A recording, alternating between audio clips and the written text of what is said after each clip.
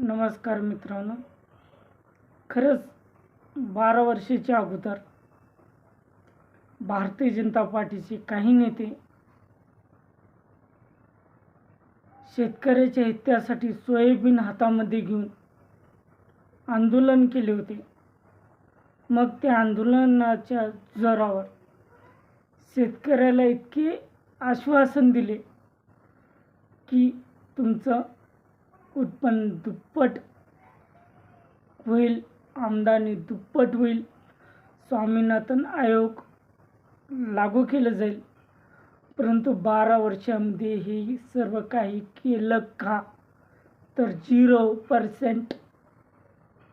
फक्त आणि फक्त शेतकऱ्याची दिशाभूल करण्यासाठी किसान सन्मान निधीचा वापर करून शेतकऱ्याची दिशाभूल करत आहेत.